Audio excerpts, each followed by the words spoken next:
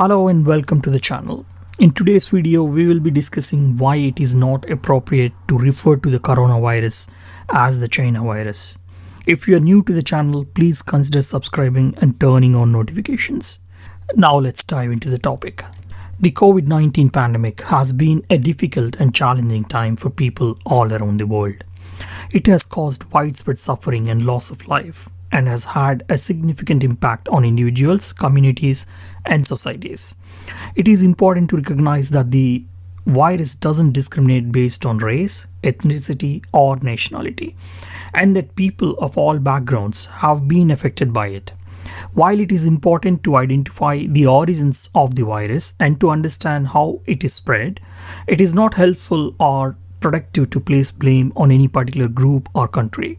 Instead, it is important to focus on finding ways to address the pandemic and to support one another as we work to overcome this global health crisis.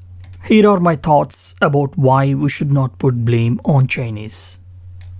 To date, there is no definitive evidence to support that the origin of COVID-19 is in Wuhan or China.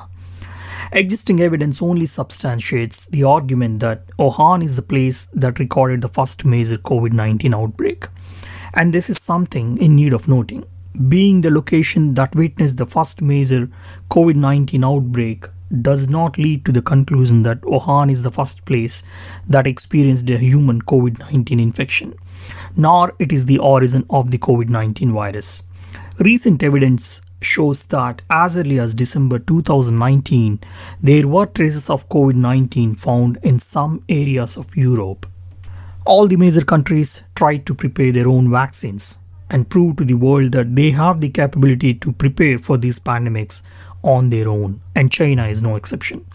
According to WHO, the Chinese vaccine, as per large multi-country phase 3 trial, had shown that 2 doses administered at an interval of 21 days have an efficacy of 79% against symptomatic COVID-19 infection 14 or more days after the second dose. Vaccine efficiency against hospitalization was also 79%. The trial was not designed and powered to demonstrate efficacy against severe disease in persons with comorbidities, in pregnancy, or in persons aged 60 years and above. Women were underrepresented in the trial.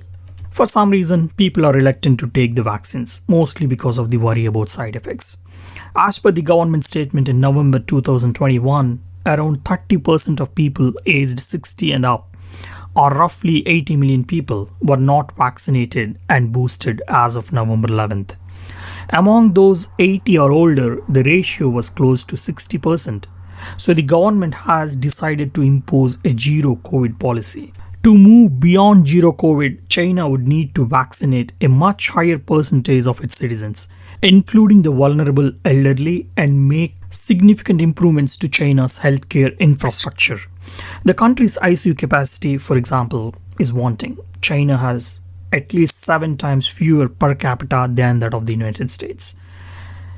Add the fact that many Chinese have not developed any form of herd immunity after suppressing the virus for so long, leading to the potential for more severe illnesses. Given these challenges, the Chinese leadership faces a double-edged sword.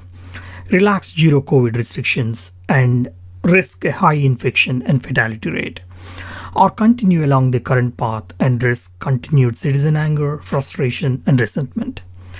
The Chinese people are craving freedom from lockdowns, and the country has no choice but to loosen the restrictions. However, due to the challenges mentioned above, the virus is likely to spread globally once again.